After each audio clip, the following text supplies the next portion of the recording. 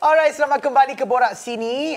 Sekarang ni kita nak bercakap tentang pembangunan ekonomi Malaysia ya Hani. Yang sangat penting untuk kita menjadi sebuah negara yang boleh jadi kompetitif di peringkat global dan menggalakkan lebih ekspor. Jadi bersama dengan kami, kita bawakan kepada anda Timbalan Ketua Setiausaha Perdagangan Kementerian Pelaburan, Perdagangan dan Industri ataupun nama pendek dia MITI. Tahu kan? Kenal kan? Kita bawakan kepada anda Puan Mastura Ahmad Mustafa.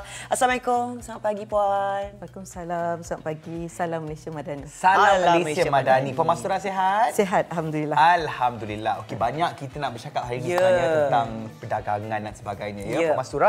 Yang pertama, kita pun tahulah pergolakan di beberapa negara terutama di Asia Barat dan beberapa negara Eropah sedikit sebanyak memberi kesan kepada ekonomi negara kita sendiri kan.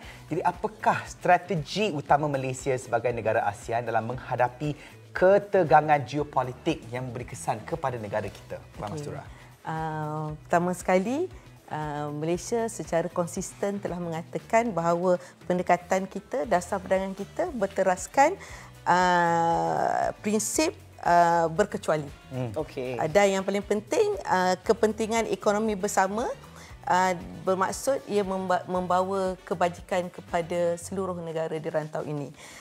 Dan bagi kepengurusan Asia 2025 ni dalam menghadapi isu geopolitik ni di bawah tonggak ekonomi, kita telah menubuhkan apa yang dipanggil ASEAN Geo-Economic Task Force. Yang menggabungkan wakil kerajaan dan juga think tank di pelbagai negara ASEAN bagi membincangkan dan mencadangkan kepada menteri-menteri apakah pendekatan yang terbaik yang perlu diambil oleh ASEAN supaya memastikan apa yang berlaku di dalam luar sana sama ada tidak memberi kesan langsung kepada ekonomi ASEAN ataupun kita boleh cushion the impact. Minimum saja yang akan terkena. Jadi dari segi pendekatan strategik sebenarnya di bawah pengurusan Malaysia, ASEAN di bawah tonggak ekonomi, kita tekankan 3 perkara. Satu, kita nak kukuhkan rangka kerja pelbagai hala serantau di bawah ASEAN. Kerana itu kita ada perjanjian perdagangan sesama ASEAN, perjanjian perdagangan dengan China, dengan India yang kita naik taraf. Supaya ia akan memastikan ASEAN ini sentiasa terbuka, inklusif dan berdaya tahan. Yang kedua, kita memperluaskan kepelbagaian pasaran kita. Kita ada kerjasama bulan Mei yang lepas kita menjemput GCC. Sebelum ini dia lebih kepada political alliance kepada ASEAN. Sekarang ini kita nak bawa dia sebagai rakan strategik ekonomi pula.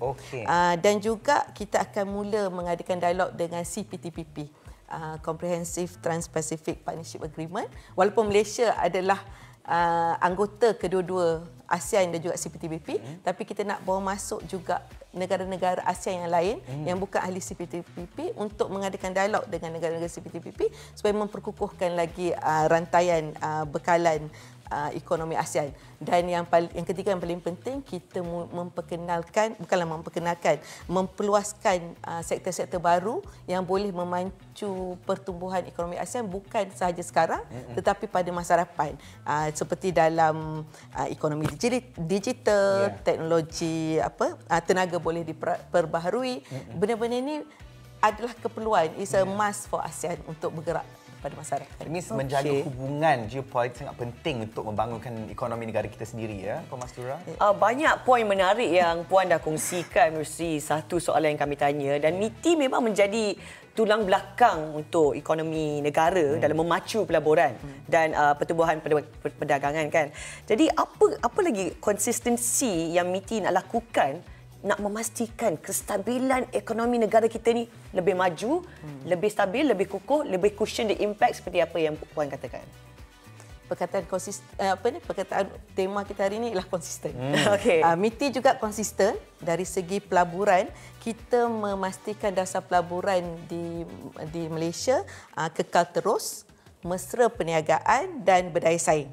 Jadi kita cuba mencipta satu ekosistem yang kukuh serta infrastruktur yang bertaraf dunia. Jadi apa-apa pun berlaku kat luar sana, Malaysia kekal sebagai destinasi pelaburan yang jadi pilihan oleh pelabur-pelabur besar lah. Jadi kita juga telah melaksanakan pelbagai strategi.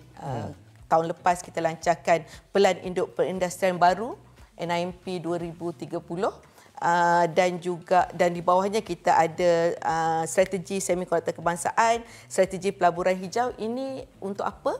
Untuk kita memastikan pelaburan yang kita bawa masuk ni bukan sekadar pelaburan semata-mata, tetapi di dalam sektor-sektor strategik yang diperlukan oleh negara, yang boleh mencipta yang ini satu, pertumbuhan ekonomi satu. Ini yang untuk rakyat ni ialah untuk mencipta pekerjaan bernilai tinggi. Untuk mewujudkan pekerjaan kepada anak-anak muda kita. Dan pada gaji yang berpendapatan tinggi. Bukan sekadar bawah minimum wage ataupun sekadar betul-betul level minimum wage. Itu penting sangat. Jadi bila kita dapat meningkatkan taraf anak-anak muda kita, taraf kehidupan rakyat Malaysia pun akan meningkat juga. Jadi yang lain yang kita sentiasa buat, contohnya di bawah MITI kita ada MIDA. MIDA sebenarnya menjadi satu stop center untuk semua proses pelaburan. Jadi orang selalu katalah MITI ni asyik announce figure kemasukan masuk pelaburan banyak-banyak.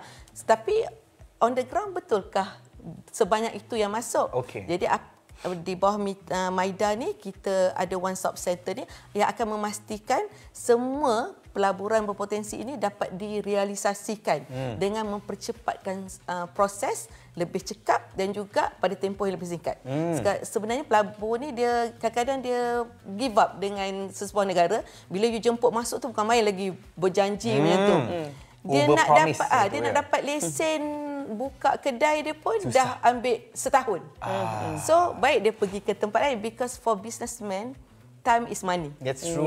So itu yang MITI cuba memastikan bahawa kita tidak memastikan bahawa semua yang kata nak masuk tu kita facilitate dia supaya dia benar-benar dapat realisekan semua pelaburan yang dijanjikan. MIDA tu apa Puan? Dia punya sebab MITI MIDA tu lain tapi sama bangunan tak. Lain. MITI ni sebenarnya you boleh kata mak lah. MITI dia kementerian yang merangka polisi. MIDA ialah agensi di bawah anak MITI. Dia ialah Malaysia Investment Development Authority. Dia mencari pelaburan dan pelaburan tu masuk, dia memastikan dia operationalize. Dia hand holding, pastikan semua pelaburan itu akan dapat direalisasikan dengan sempurna. Okey. Bila kita bercakap tentang pembangunan ekonomi Malaysia, kita tak lupakan juga tentang kepentingan SME ataupun perusahaan kecil dan sederhana, kan? Jadi apakah antara inisiatif MITI untuk membantu PKS-PKS di Malaysia? Ini bukan inisiatif MITI sahaja. Ia adalah inisiatif kerajaan madani. Bila kita membuat pemilihan tema kepengurusan ASEAN pun, kita gunakan inclusivity and sustainability. Keterangkuman dan kemampanan. Keterangkuman tu bermaksud kita tak nak ada siapa-siapa pun tertinggal. Apa juga dasar, apa juga inisiatif yang dijalankan oleh ASEAN boleh dirasai oleh setiap peringkat masyarakat.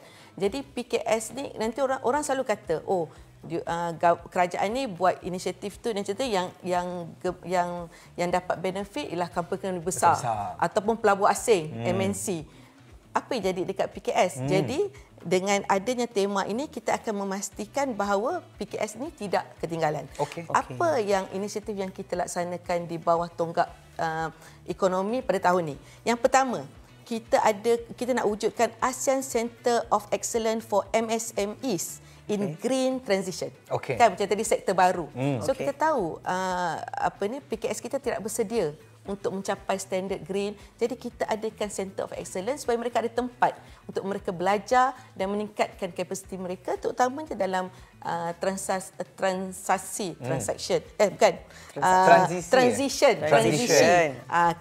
ke arah hijau. Nombor 2, Sustainable Investment Guidelines. Kita membawa pula pelaburan hijau yang boleh membantu PKS-PKS kita untuk lebih mendalami konsep perindustrian hijau. Kita juga sedang dalam rundingan Digital Economic ASEAN Digital Economy Framework Agreement. Sekarang ni kan dunia berarah ke digital. Jadi kita perlu ada satu disiplin perdagangan digital sesama ASEAN, kerana ini sebenarnya akan memacu supaya ASEAN ini menjadi satu rantau digital yang memberi manfaat kepada rakyat seluruh masyarakat dalam ASEAN, dan dia juga mampu membantu PKS ni menembusi pasaran digital. Jadi kita pastikan semua perjanjian yang kita buat ada yang boleh sebagai saluran untuk PKS mendapat faedah daripada inisiatif tersebut. Banyak tu Puan. Banyak. September lalu juga ada AEM 57, ada mesyuarat menteri-menteri dalam ASEAN Ekonomi. Puan boleh terangkan tak apa rangkuman inisiatif PED berdasarkan AEM September lalu? Okey. Sebenarnya setiap kali sesebuah negara menjadi pengerusi di bawah tonggak ekonomi, kita kena perkenalkan apa yang kita sebut keberhasilan ekonomi berkeutamaan, Priority Economic Deliverables, PEDs. Malaysia pada tahun ini begitu ambitious. 18 PED kita kata kita akan hasilkan tahun ini. Alhamdulillah, semasa mesyuarat yang terlepas, kita telah dimaklumkan bahawa 5 daripada 18 tu telah selesai dan telah dilaksanakan. Jadi kita ada lagi 13 kan. Dan another 8 insya-Allah menjelang sidang kemuncak ke-47 ASEAN pada 26 hingga 28 ni, minggu depan, minggu tak dapat saya lah. Bermula ialah minggu depan lah, hari Ahad. Another 8 lagi akan selesai. Dan yang selebihnya another 5 kita berharap menjelang Disember pada tahun ini akan dapat diselesaikan semuanya. Jadi kenapa ia amat penting? Because inilah yang akan membantu pertumbuhan ekonomi rantau ni. Yang kedua ialah macam yang saya sebut tadilah, beberapa inisiatif yang boleh membantu PKS dan juga yang lain. Okey, yang saya tak sebut tadi, saya sebut mengenai green access, digital economy. Kita ada juga satu yang kita namakan ASEAN Sustainable Investment Guidelines dengan ASEAN Instant Payment Connectivity. Jadi ini sebenarnya kita nak memudahkan pembayaran di antara ASEAN. Jadi kalau Hani melancong ke China, sekarang ni kalau you melancong ke Indonesia pun, you boleh pakai je QR code kita. You tak perlu dah keluarkan kredit kad ke apa semua. Jadi selain tu kita, kalau yang lebih serius pasal semiconductor lah, kita tahu kan ASEAN ni dia banyak, orang selalu perception dia kita bersaing satu sama lain untuk menarik pelaburan. Jadi kita compete instead of complement. Jadi apa yang kita buat sekarang, kita map pasal semiconductor punya supply chain, kita tahu apa strength sesuatu negara, apa weakness. Jadi kita tahu the kind of investment yang kita nak attract from different country. Macam Malaysia, kita punya kekuatan dari segi advanced packaging, back end activity. Mungkin di Vietnam dia lebih kepada aktiviti yang memerlukan labor intensif. Jadi kita boleh map. Dan kita tak perlu compete. Bila kita keluar, kita akan mempromosikan ASEAN sebagai destinasi pelaburan secara bersama. Terima kasih banyak Puan.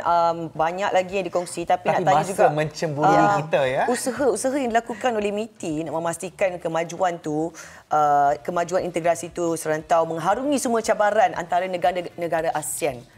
Apa lagi usaha yang Puan tak cakap lagi kat kita? Walaupun ada banyak cabaran. Banyak dah cakap tadi. Tapi ada apa lagi usaha yang Puan tak sempat kongsi kita? Nak boleh kongsi sekarang? Jadi kita ni selama ni kita memandang ASEAN ni sebagai production hub. Yang mengeluarkan, dan kita terlampau bergantung kepada pasaran ekspor yang di luar ASEAN. Kita perlu sedar ASEAN pada masa ini mempunyai lebih daripada 680 juta penduduk. Dan kebanyakan lebih 50% adalah generasi muda yang berumur dalam lingkungan 30 ke 50 tahun yang mempunyai purchasing power. Jadi kenapa kita perlu risau bila ada negara-negara di luar sana menutup pintu mereka untuk barangan Malaysia. Jadi apa yang kita buat sekarang ni adalah untuk memastikan intra-trade sesama ASEAN semakin meningkat. Pasal sebenarnya walaupun kita lihat dari segi absolute figure memang ada peningkatan intra-trade, tetapi dari segi share of the cake dia kekal dalam lingkungan 21 ke 22% sahaja.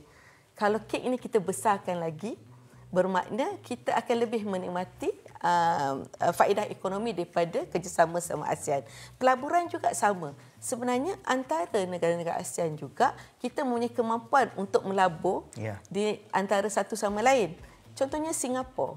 Mungkin dia kerana kekurangan tanah ataupun kekurangan tenaga kerja. Kita boleh melihat negara-negara seperti Cambodia, Laos dan Myanmar. Jadi secara tidak langsung dia akan membantu meningkatkan ekonomi dan negara tersebut, dan seperti saya cakap tadilah, bila sebuah negara tu ekonomi dia berkembang, pendapatan rakyatnya makin bertambah, purchasing power dia juga bertambah. Sebenarnya you membantu negara you juga dengan membantu rakan-rakan di sekeliling ASEAN. Baik, Puan Mastura, secara ringkasnya, harapan Puan Mastura juga MITI untuk pembangunan ekonomi negara Malaysia dan juga ASEAN as a whole juga, Puan Mastura. Okey. Dari segi personal, apa yang saya harapkan sekarang ialah supaya rakyat Malaysia terutamanya dan juga rakyat negara-negara ASEAN supaya tidak terus bertanya apa faedahnya ASEAN kepada kita. Kalau you terus bertanya, you tak akan dapat jawapan. Betul. Okay, datang kepada kami, kepada kerajaan, berjumpa kami dan berbincang secara lanjut bagaimana setiap inisiatif yang dilaksanakan oleh kerajaan ini melalui ASEAN dapat membantu rakyat secara direct.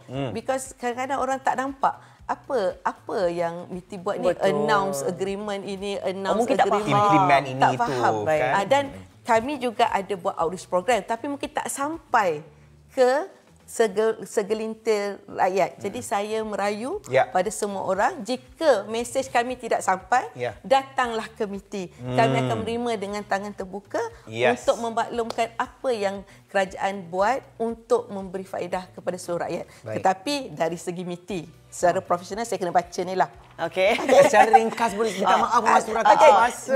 Kita cuma nak harapkan supaya kerjasama erat pada among ASEAN countries ni akan mengekalkan Malaysia sebagai peneraju dalam membina ekonomi ASEAN Tenggara yang inklusif, mampan dan berdaya saing tinggi. Inklusif, mampan dan juga berdaya saing. Berdaya saing tinggi. Terima kasih Puan Mastura.